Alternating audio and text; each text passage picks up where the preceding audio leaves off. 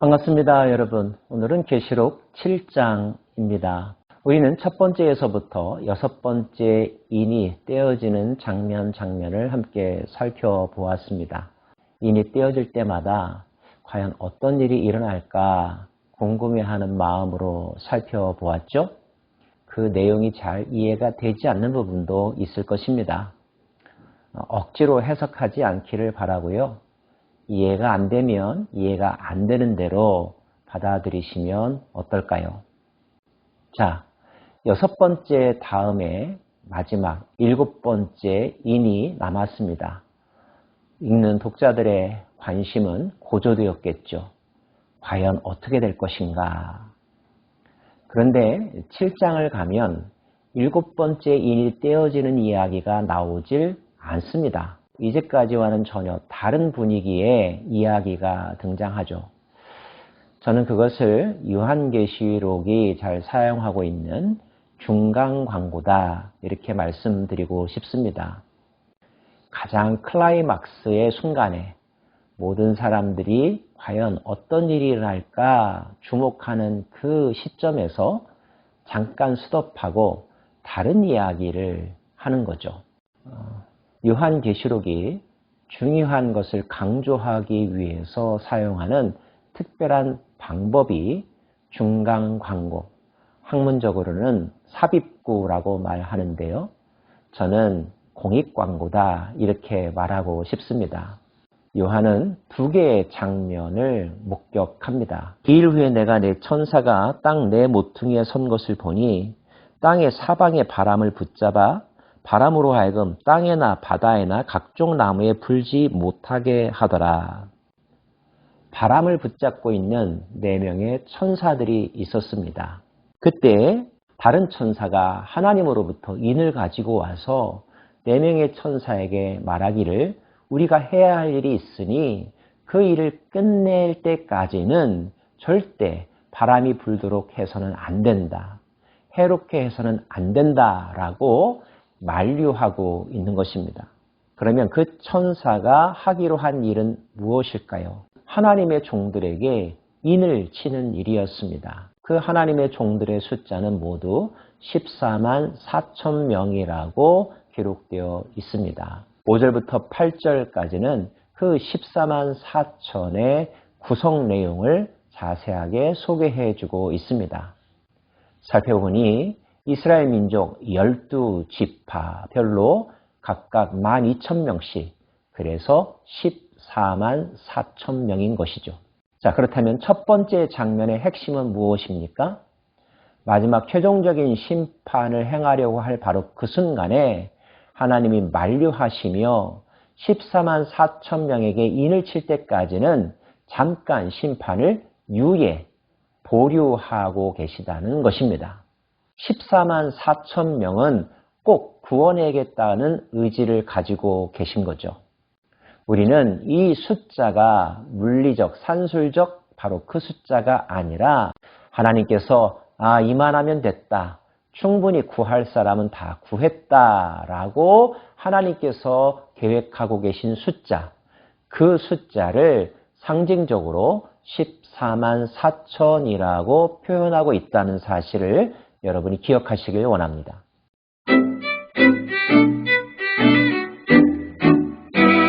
첫 번째 장면이 땅에서 일어난 일에 대한 것이라고 한다면 두 번째 장면은 하늘에서 일어나고 있는 일이라고 말할 수가 있는데요. 이 일 후에 내가 보니 각 나라와 족속과 백성과 방언에서 아무도 능히 셀 수 없는 큰 무리가 나와 흰 옷을 입고 손에 종려 가지를 들고 보좌 앞과 어린 양 앞에 서서 큰 소리로 외쳐 이르되 구원하심이 보좌에 앉으신 우리 하나님과 어린 양에 있도다 하니. 우리는 4장과 5장에서 하늘 궁정의 모습을 살펴보았습니다. 등장하는 분들이 누구였죠? 보좌에 앉으시니 24장로, 어린 양, 네 생물, 둘러싼 수많은 천사들이었습니다. 그런데 그들이 모여 있는 곳에 새로운 등장인물이 나타난 거죠. 그들은 흰옷 입은 백성들이었습니다. 그 수는 너무 많아서 헤아릴 수 없을 정도라고 표현하고 있습니다. 그들도 큰 소리로 외쳐 이르되 구원하심이 보좌에 앉으신 우리 하나님과 어린 양에게 있도다. 보좌에 앉으신 하나님과 어린 양 예수님을 찬양하고 있는 것입니다. 그들이 그렇게 찬양하자 이미 그 전에 그 자리에 있던 다른 구성원들도 함께 그 찬양에 반응합니다. 모든 천사가 보좌와 장로들과 네 생물의 주위에 서 있다가 보좌 앞에 엎드려 얼굴을 대고 하나님께 경배하여 이르되 아멘. 찬송과 영광과 지혜와 감사와 존귀와 권능과 힘이 우리 하나님께 세세토록 있을지어다. 아멘 하더라. 하늘 궁정은 계속하여서 찬양이 이어지고 있음을 알 수가 있습니다. 그때 장로 하나가 요한에게 묻습니다. 너는 이 사람들이 누구인 줄 아느냐? 요한이 대답합니다. 당신께서 아시겠지요. 장로가 대답합니다. 이는 큰 환난에서 나오는 자들인데 어린 양의 피에 그 옷을 씻어 희게 하였느니라. 큰 환난 속에서 견디고 살아남은 자들이라는 것입니다. 꼭꼭 숨었기 때문일까요? 아니면 도망쳤기 때문일까요? 아닙니다.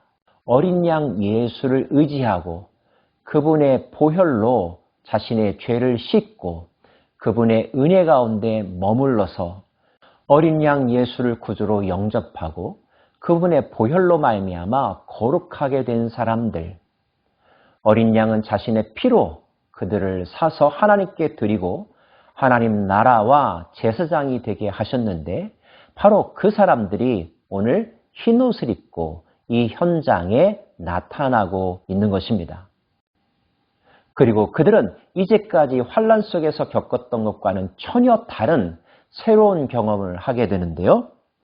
그러므로 그들이 하나님의 보좌 앞에 있고 또 그의 성전에서 밤낮 하나님을 섬김에 보좌에 앉으신 이가 그들 위에 장막을 치시리니 그들이 다시는 줄이지도 아니하며 목마르지도 아니하고 해나 아무 뜨거운 기운에 상하지도 아니하리니 이는 보좌 가운데 계신 어린 양이 그들의 목자가 되사 생명수 샘으로 인도하시고 하나님께서 그들의 눈에서 모든 눈물을 씻어 주실 것임이라.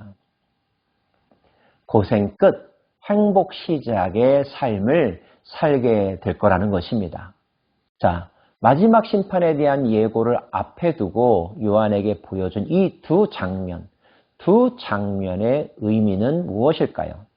첫 번째 장면은 하나님의 인침받은 자들, 성령 세례 받은 자들이고 두 번째 장면은 그들이 이 땅에서의 삶을 잘 마치고 모든 수고와 고생이 끝난 후에 하나님 나라에서 잔치에 참여하는 영광의 자리에 참여하는 모습을 보여주고 있습니다. 첫 번째 장면은 예수님을 믿고 이 땅에서 영적 전쟁에 참여하는 인생의 긴 과정 속에서 하나님의 뜻대로 살아가야 될 백성들을 의미한다고 본다면 두 번째 장면은 그 모든 선한 싸움을 다 마치고 승리한 자들, 그 승리한 자들이 누릴 영광스러운 미래를 보여주고 있는 거죠. 가장 바람직한 모습은 인침받은 자들이 모두 셀 수 없이 큰 무리 속에 서 있는 것입니다. 중간에 낙오하거나 탈락하지 않고 끝까지 영적 싸움에서 승리하여 하나님께서 예비하신 영광과 은혜의 자리에 참여하는 것. 그래서 하나님께서 베풀어 주시는 생명샘가에 머무는 삶을 살아가는 것. 이것이 가장 바람직한 모습이 아닐까요? 저와 여러분은 예수를 구주로 영접한 사람들입니다. 성령님께서 우리 안에 계시죠.